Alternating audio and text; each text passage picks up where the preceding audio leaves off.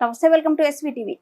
అబద్ధాల రాజు చంద్రబాబు అని కూటమి నాయకులే నమ్మలేని మేనిఫెస్టోతో ప్రజలను మోసం చేయడానికి చంద్రబాబు నాయుడు సీఎం సీటు కోసం తాపత్రయపడుతున్నారని, ప్రజలను రాష్ట్రాన్ని అభివృద్ధి చేయడానికి కాదని మంత్రి మరియు పెనుగొండ నియోజకవర్గం వైఎస్ఆర్ కాంగ్రెస్ పార్టీ అభ్యర్థి ఉషశ్రీ చరణ్ ఆరోపించారు. ఈ సందర్భంగా సోమవారం సాయంత్రం గుమ్మయ్యగారిపల్లి, సింగిరెడ్డిపల్లి తదితర గ్రామాలలో జరిగిన రోడ్ షో కార్యక్రమంలో ఆమె మాట్లాడుతూ ముఖ్యమంత్రి వైఎస్ జగన్మోహన్ రెడ్డి ఇంటి పెద్ద దిక్కుగా అన్ని వర్గాల ప్రజలకు సంక్షేమ పథకాలు అందించాలని, పెనుగొండ నియోజకవర్గంలో భారీ మెజార్టీతో పెనుగొండ కోటపై వైసీపీ జెండా ఎగరాల్సిన అవసరం ఉందన్నారు. వైఎస్ఆర్ కాంగ్రెస్ పార్టీ నాయకులు, కార్యకర్తలు, ప్రజాప్రతినిధులు కలిసికట్టుగా ఐకమత్యంగా కష్టపడి గెలుపు పని చేస్తారో వారిని గుండెల్లో పెట్టుకుంటారని తెలిపారు. ఈ కార్యక్రమంలో మండల కన్వీనర్ లక్ష్మీ నరసప్ప, పట్టణ కన్వీనర్ ధనారెడ్డి, సర్పంచ్ సరోజ నాగనాయక్, గుమ్మయ్యగారిపల్లి ప్రతాప్ రెడ్డి, నరసింహారెడ్డి, శ్రీనివాసరెడ్డి, డ్రైవర్ ప్రకృతి అమర్నాథ్ రెడ్డిలతో పాటు మాజీ సర్పంచ్ నరసింహపల్లి, పివి శివారెడ్డి, హర్నాథ్ రెడ్డి, రాఘవేంద్రారెడ్డి, ఉప సర్పంచ్ రాజారెడ్డితో పాటు వైసీపీ నాయకులు, కార్యకర్తలు పెద్ద ఎత్తున పాల్గొన్నారు. ఈ యొక్క గోరెంట్ల మండలంలో అది అసాధ్యం కాదు అని మీ అందరూ కూడా తెలియచేసుకుంటున్నాను. ఎందుకంటే మీరందరూ కూడా చాలా ఉత్సాహంగా ఉన్నారు. కలిసికట్టుగా పనిచేసి మళ్ళీ జగన్మోహన్ రెడ్డి గారిని ముఖ్యమంత్రిగా చేసుకునే దానికి మీరందరూ కూడా నడుం బిగించి పనిచేస్తున్నారు. ఎవరైతే కష్టపడి పనిచేస్తున్నారో వాళ్ళందరినీ కూడా ఉషమ్మ గుండెలో పెట్టుకొని మిమ్మల్ని అందరినీ కూడా గుర్తిస్తాం. ఖచ్చితంగా గుర్తింపు ఉంటుంది. మీరు అనుకోదండి ఉషమ్మ పెనుగొండలో ఉంది, మళ్ళీ గోరెంట్లలో ఎవరు తిరుగుతున్నారో లేదో అని. వార్డు వారీగా, ఊరు వారీగా చెప్పమంటే కూడా చెబుతాను. మీరందరూ కూడా గట్టిగా తిరుగుతున్నారు, ఇంకా బాగా చేసుకోండి. ఊరు వన్ సైడ్ చేసుకోండి. ఎందుకంటే ఈరోజు గోరెంట్లలో ఎవరైతే టీడీపీ క్యాడర్ ఉన్నారో, వైఎస్ఆర్సీపీ పార్టీనే కానీ జగన్మోహన్ రెడ్డి గారిని నన్ను ఎవరైనా విమర్శిస్తున్నారో వాళ్ళ ఇంటికి కూడా సంక్షేమ పథకాలు ఇచ్చిన ఘనత జగన్మోహన్ రెడ్డి గారికి. మీ అందరికీ కూడా మీరు ఇంటింటికి వెళ్ళండి, ప్రతి ఒక్కరికి చెప్పండి. జూన్ 4వ తారీఖు ఎలక్షన్స్ అయిపోయిన తర్వాత రిజల్ట్ వస్తాయి. రిజల్ట్స్ వచ్చిన తర్వాత మళ్ళీ స్కూల్ స్టార్ట్ అవుతుంది. పిల్లలకు అప్పుడు ఎవరు అమ్మఒడి వేస్తారు? ఎవరు వేస్తారు అమ్మఒడి? జగన్ గారు ఉంటేనే అమ్మఒడి వేస్తారు. ఈరోజు మీ అందరికీ కూడా ఒక మంచి మాట చెప్తాను, వినండి. 3 రోజుల నుంచి వరుసగా మన అందరికీ కూడా పోస్టల్ బ్యాలెట్ జరుగుతూ ఉంది. పోస్టల్ బ్యాలెట్ జరుగుతూ ఉంది. పోస్టల్ బ్యాలెట్ లో కూడా మనము వైఎస్ఆర్సీపీ వాళ్ళు ముందున్నాం. నాకెవరో ఒక 4-5 టీచర్స్ కలిసినారు. నేను అడిగిన, సార్ ఎక్కడేసారు సార్ మీ ఓటని?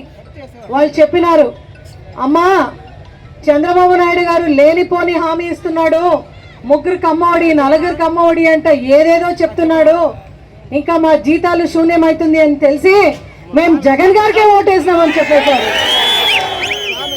ఇప్పుడైనా సక్రమంగా మాకు శాలరీస్, జీతాలు వస్తున్నాయి, మేము హ్యాపీగా ఉన్నాము, కరెక్ట్ గా టైం సరికి డ్యూటీ వస్తున్నాం, చేసుకుంటున్నాం.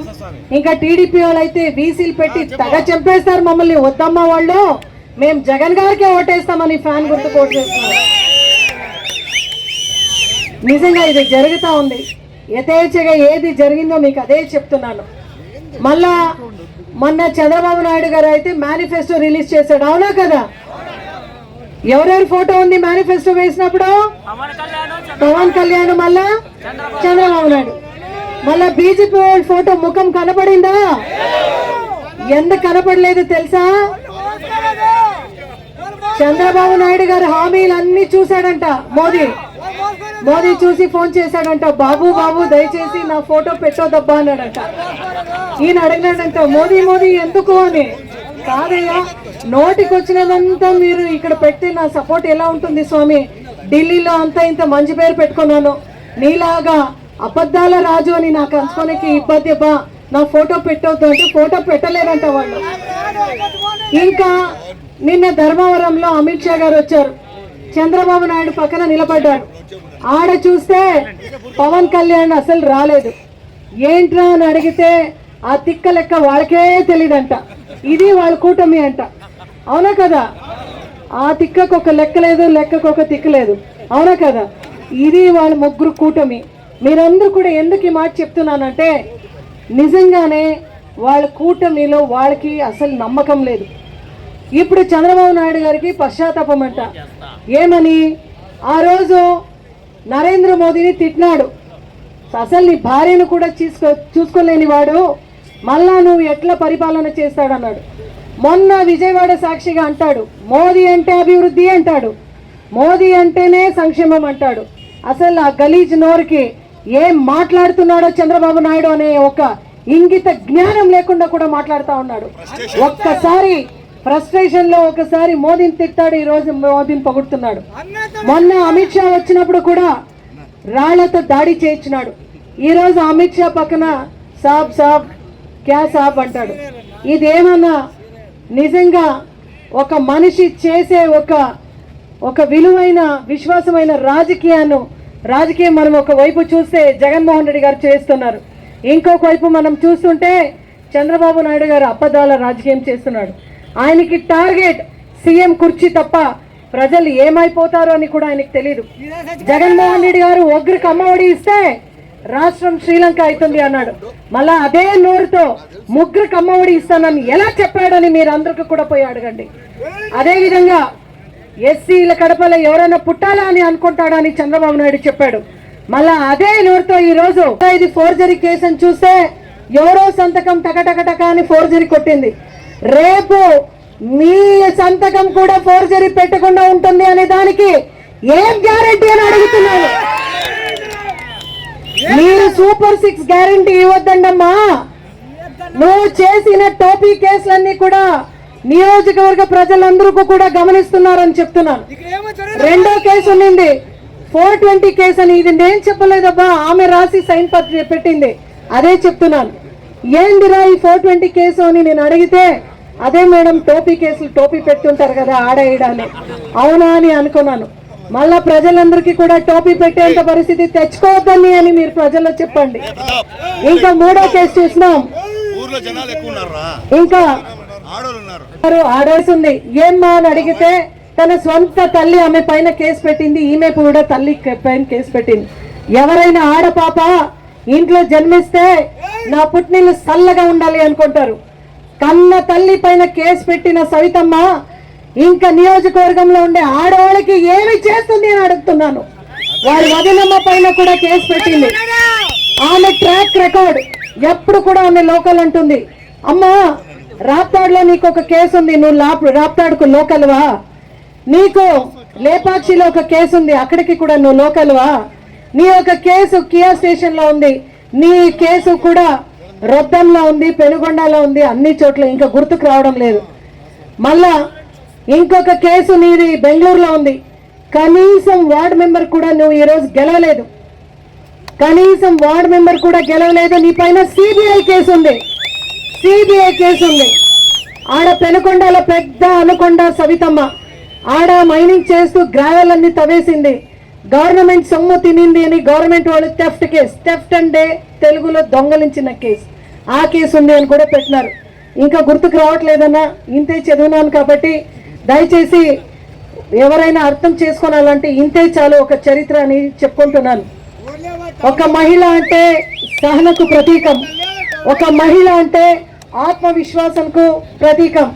రజనీకాంత్ ఏదో ఒక ఫిలింలో డైలాగ్ చెప్తాడు, అతి ఆవేశం ఉన్న ఆడది, అతి రోషం ఉన్న మొగుడు ఎప్పుడు కూడా చరిత్రలో వాళ్ళు ఎప్పుడు కూడా పనికిరారు అంటారు.